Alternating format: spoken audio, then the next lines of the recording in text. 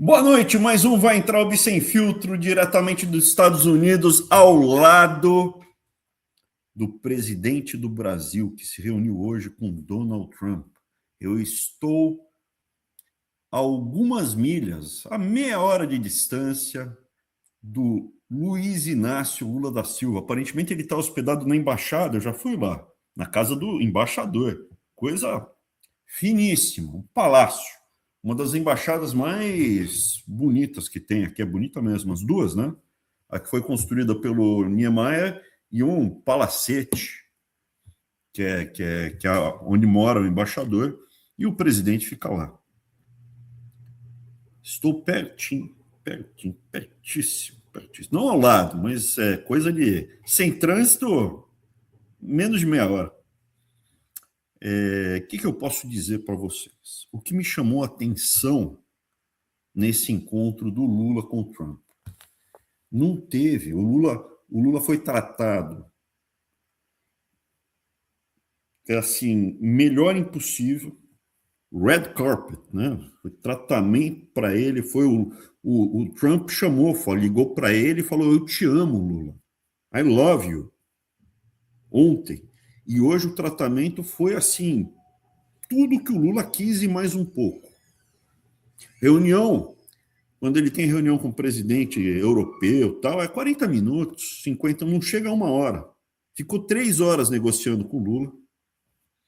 O Lula pediu para não ter a parte aberta, que fica os dois presidentes, os dois mandatários, ali no salão oval da Casa Branca, ficam ali um do lado do outro perguntando e respondendo ao jornalista. Ele falou: não, essa reunião aqui é sigilosa, é melhor a gente trabalhar aqui na moita. O que está por trás dessa reunião sigilosa que houve hoje? O Lula foi recebido como, assim, um dos mais importantes do mundo, tratamento tapete vermelho, pediu para que não houvesse transparência e abertura, o Lula, do que seria negociado na reunião. Por quê? Porque eu acredito que a geopolítica mundial inflexionou e eles estão trazendo o Brasil o mais próximo possível para os Estados Unidos. Assim, estão tentando trazer, estão tentando resolver a parada. Essa é a minha opinião. E o que foi negociado lá, em que circunstâncias, é o que nós iremos abordar hoje. Doutor Eric, tudo bem contigo? Como é que estão as coisas? E aí, Abraham, tudo jóia? E o senhor, tudo bem aí nos Estados Unidos? Tá começando a esquentar, né? Tô vendo aí que já tá de dia ainda, ó, lá Tá de atrás. dia, tá quente, tá. Hoje, esse ano tá demorando mais para esquentar. Esse ano é essa primavera que tá meio friazinha, né? Ou a É. primavera tá meio magoadinha, como diria o Bolsonaro. Ô, Abrão, então, cara, você acredita? O Lula tá aí pertinho de você? Pensei até que você ia lá comer um calanguinho lá com ele. Não pensei em comer É. calango, pensei em ir lá na porta lá, falar uns desaforos, mas não vou não, não vou não. Não vou, não. Aí você poderia, né? Poderia ir lá pra... Ó, o copo aumentou hoje, hein? Isso aí é um baita Hoje do... é o meu chazinho de bisco. Tá tudo Porque pronto com aqui. aquele carrinho elétrico, em 20 minutos você tá lá. Eita, deve ir na jarra já, o copo é quase o tamanho da jarra. Tá quente, tá quente. E Abrão, então, eu comecei a ver aqui, né? Eu tava assistindo o jornal, tirei a foto aqui, ó.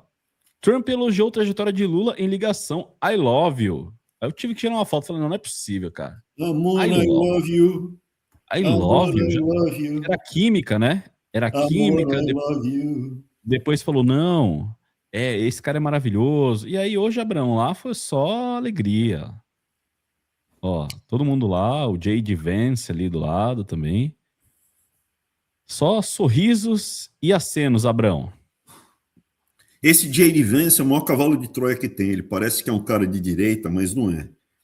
Tá sendo construído, criado para fazer os conservadores dos Estados Unidos engolirem esse cara quando o Trump sair. Quem está por trás desse cara é um esquerdista, neo-esquerdista, sei lá, do Vale do Silício, complicado.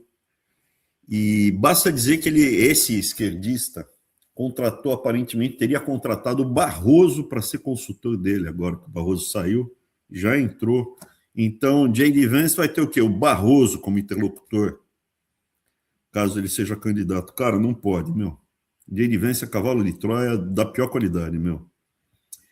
Mas voltando, você vê aí nas imagens, ele foi tratado a pão de ló. O Lula foi tratado como... E 3 horas, veja. Ele ficou 3 horas com Trump. Tá na fase final aí, talvez feche a negociação com o Irã. Irã pedindo boia, vamos falar de tudo isso. Mas, Abraão, o presidente da Alemanha, o primeiro-ministro da Inglaterra, se você pegar, foram basicamente democracias ocidentais europeias enfraquecidas, onde já existe um contingente grande de muçulmanos, ou razoável de muçulmanos, que conseguem afetar as eleições, que estão aí para deputado, para né, parlamentares. Ele fez para sinalizar, ele fez para, politicamente, esses caras estão perdidos. E o Trump, na hora, falou, beleza, vou tirar 5 mil soldados aí da Alemanha. Então, um movimento tacanho, fraco, de líderes da Alemanha e da Inglaterra, o da Espanha não, da Espanha é de esquerda mesmo, mas se você pegar a Europa Oriental, todo mundo apoiando. Ou outros países, fica quieto e apoia. Então, a primeira sinalização e mais importante, a gente já falou na semana passada, os Emirados Árabes Unidos saíram da OPEP, cara. É o terceiro maior produtor exportador, Abu Dhabi, é muito grande. Saiu da OPEP por quê? Não é só que ele saiu da OPEP. O primeiro ponto, os ataques do Irã, agora, total, desde o começo desse último movimento, 70% é na região, cara. Teve mais ataque aos Emirados Árabes do que a Israel nessa fase. Está tendo mais ataque em Bahrein, só nos Emirados tem mais que em Israel. E quando você junta os outros, todos na região, Arábia, tudo, centralizou, explicitou a guerra. A guerra é regional, o domínio por energia no Golfo. Só que a China tirou o corpo, a Rússia tirou o corpo e estão negociando. O Irã está tentando negociar. Por que negocia mais rápido?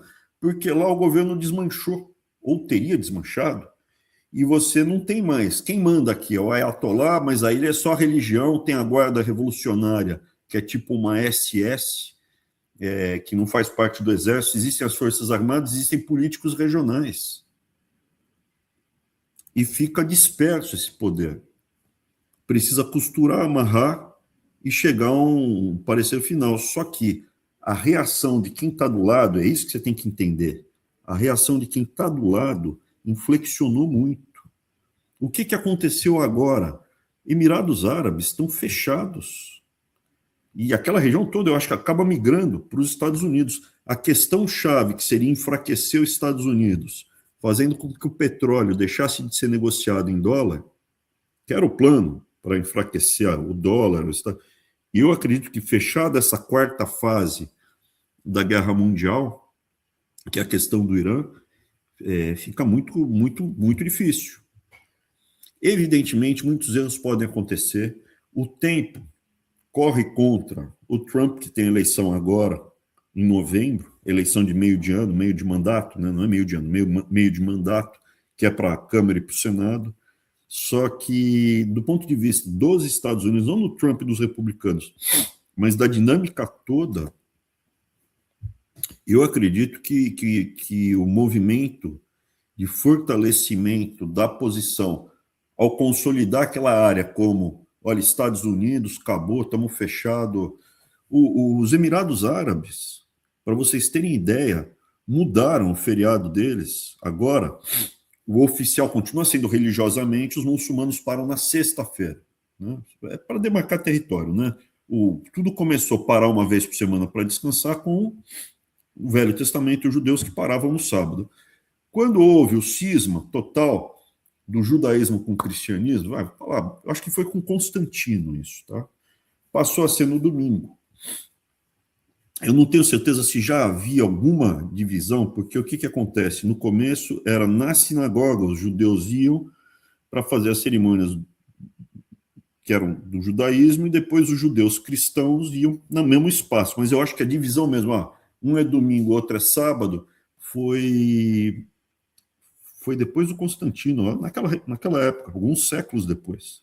E aí, quando vem Maomé, ao redor de 650 depois de Cristo, você vai, judeu é sábado, cristão é no domingo e nós somos na sexta-feira. Só que isso atrapalha muito para Dubai. Então, os Emirados Árabes, você tem Abu Dhabi, que produz petróleo, e Dubai, que virou um centro financeiro, virou um centro de serviços, virou um centro de logística. O aeroporto de Dubai, em razão da localização, que é no meio do caminho da Ásia, do Ocidente para o Oriente, hoje é o principal aeroporto, eu acho que em termos de fluxo mundial, é o principal. Tudo isso ficou muito prejudicado pela dinâmica do Irã. Muito prejudicado. E o Irã vem para cima, porque o que acontece? A Arábia Saudita ainda é muito dependente de petróleo, acho que é 60% da economia é petróleo, mas os Emirados como um todo é menos de 30% dependente de petróleo. E aí o que aconteceu? Vem a pancada que prejudica o resto da economia e os Emirados buscam apoio em quem está disposto a defendê-los.